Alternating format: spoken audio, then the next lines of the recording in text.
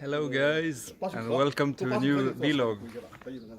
Today I'm in Laoshan. It's a mountain just outside of uh, Qingdao. Um, it's really pretty. I would never have gone here if it weren't for my guide that's next to me. Her name is Liz. She's really nice and she speaks Chinese, so it's really helpful. Um, yeah, today has been really good weather. I've had sun like the whole day, but we woke up at like 6 a.m. To get here. It was like maybe 1.5 hours from my hostel, so it was a bit of. We took the subway. Like the subway, it went out like all out to the countryside, and like it felt a bit like a roller coaster because we were like I don't know 10 meters up in the air and it was going pretty fast and it was just up and down. It was pretty crazy. But yeah, they built a subway like straight out into the countryside. It was really strange from like the center of the city. Yeah, really, it's really nice. And behind me you can see the sea, the China Sea.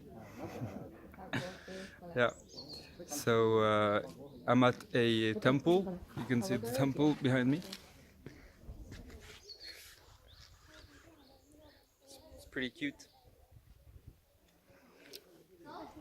Yeah. This city is really known for like seafood. So I've had a lot of seafood since I came here. It's like usually before I'm not so much into like seafood, but I've started to enjoy it more and more, especially in China because the fish here is like it's good. So I don't really like noodles so much. So I tend to now eat more the fish and rice stuff. Yeah. Yeah. When we took the bus to get here, the last part, it was like really, it was going close to the sea, and you had like a beautiful view with like the mountain on one side, and on the other side you had the sea. I'm a bit sad that I didn't bring my swimming trunks because today was we were really hot, so I would have enjoyed go to swim in the sea, but yeah, it didn't happen. I was there yesterday or the day before, and it was quite cold, but it would have been nice and refreshing.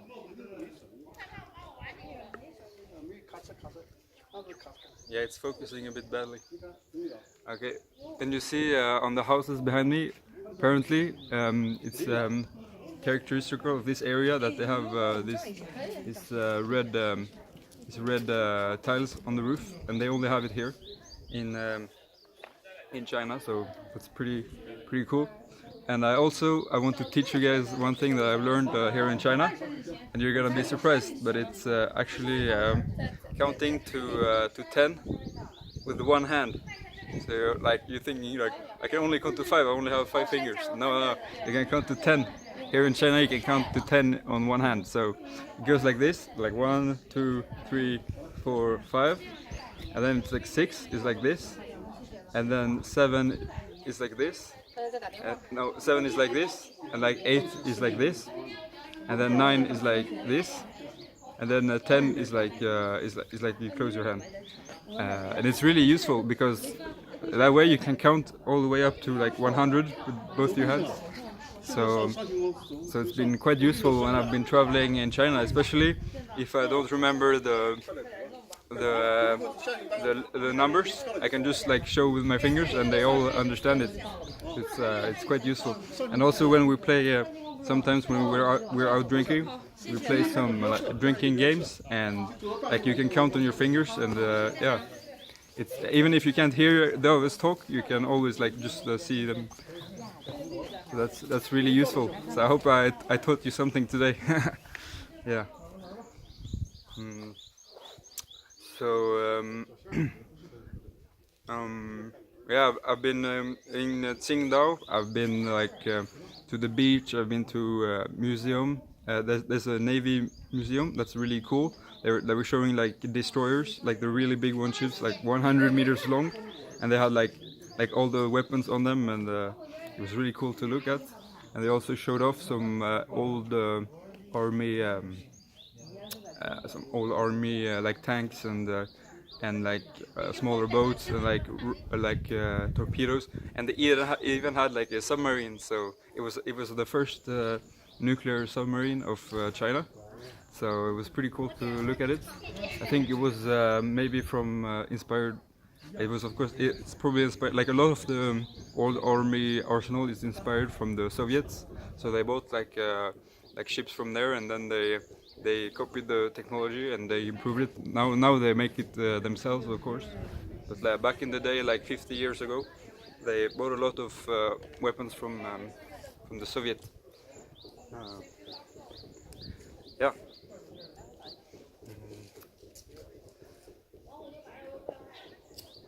Yeah, I'm just showing you guys the view. It's really cool. And it's nice because the hostel I'm staying at, it's the only place I think in the city where I can meet foreigners that's from outside of China, so we can like talk English. And even Liz, she talks pretty good English, so that's really good to communicate. And the young here, they study English in school, but I mean, it's probably like in France, you know, you don't learn that much English, but then they tend to, if you watch like TV shows and stuff, you really learn English fast. So yeah, that's good. Yeah. I mean, tomorrow I'm gonna go to Dalian, so I'm gonna take the train there, and then I'll take the boat over the sea. I think the boat takes like 4 hours. So, and then I'll stay one night in Dalian, and then I will go to the border to North Korea, and yeah, I'll see if I can get into a tour or something. That would be really amazing. Yeah. Okay. So I hope you guys are having fun back home, and yeah, see you next on the next vlog.